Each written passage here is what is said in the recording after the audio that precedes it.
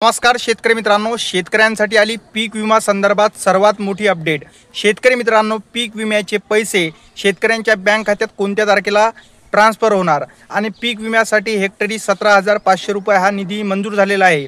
हा निधी कोणाला मिळणार आणि पीक विमा हा कोणत्या पिकाचा मिळणार आणि पीक विमा हा कोणाला मिळणार ते सविस्तर तुम्हाला बघायचं असेल तर व्हिडिओला लाईक आणि चॅनलला सबस्क्राइब नक्की करा। तर चला वळूया व्हिडिओकडे।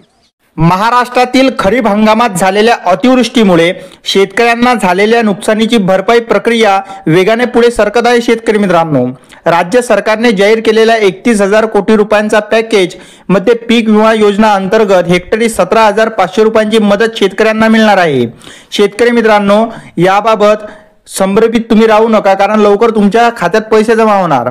शेतकरी मित्रांनो, महाराष्ट्र कृषी विभागाच्या 10 नोव्हेंबर 2025च्या अपडेटनुसार सोयाबीन सारख्या प्रमुख पिकांसाठी विमा संरक्षण रक्कम 56,000 रुपयांपर्यंत असू शकते। शेतकरी मित्रांनो, पण भरपाई ही महसूल मंडळातील पीक कापणी प्रयोग आणि उत्पादन डेटावर अवलंबून असते। माझ्या 18 वर्षाच्या शेती सल्लागार म्हणून अनुभवानुसार ही प्रक्रिया पारदर्शक आहे, पण शेतकऱ्यांनी संयम राखावा। डिसेंबर अखेरीस 80% पेक्षा जास्त रक्कम जमा होण्याची शक्यता आहे।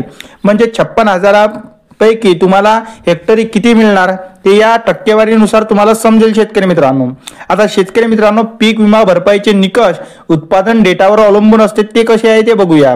भरपाई ही केवळ घोषित रक्कम नव्हे तर प्रत्यक्ष नुकसान टक्केवारीवर ठरते। महसूल विभागाच्या डेटानुसार खरीप हंगामातील 82% मंडळांमधील कापणी प्रयोग पूर्ण झाले असून उर्वरित 18% 15 डिसेंबर पर्यंत येतील। ते सोयाबीनसाठी असणार। आता त्याचे निकष, तपशील आणि भरपाईचे उदाहरण कसे असणार ते बघूया। उत्पादनावर आधारित त्याचा तपशील कसा असणार। महसूल मंडळातील सरासरी उत्पादन 0 असल्यास पूर्ण भरपाई मिळणार। म्हणजे भरपाईचे आता उदाहरण बघूया।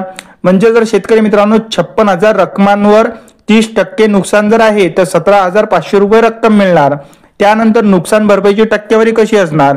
30 ते 70 नुकसान भरपाई असेल तर 50% नुकसान म्हणजे 28,000 रुपये प्रति हेक्टर मिळणार। त्याच्यानंतर विमा कव्हरेज कसं असणार ते बघूया।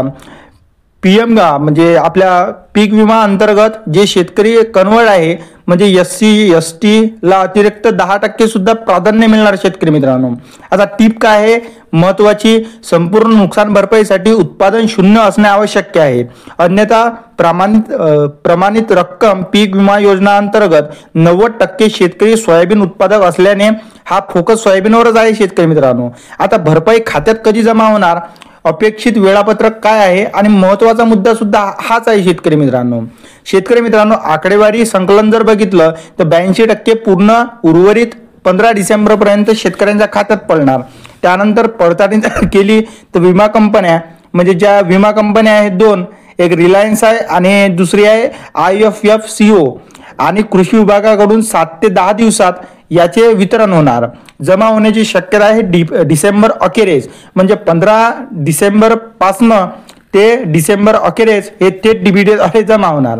आता शेतकरी मित्रांनो, महाराष्ट्रात 15 लाख शेतकरी लाभार्थी अपेक्षित असून कृषी नुकसान भरपाई प्रक्रिया पारदर्शक राहील, म्हणजे यामध्ये कोणताही जोलजाल होणार नाही। शेतकरी मित्रांनो, आणि थेट डीबीटी द्वारे शेतकऱ्यांच्या बँक खात्यात सरळ पैसे टाकण्यात येणार।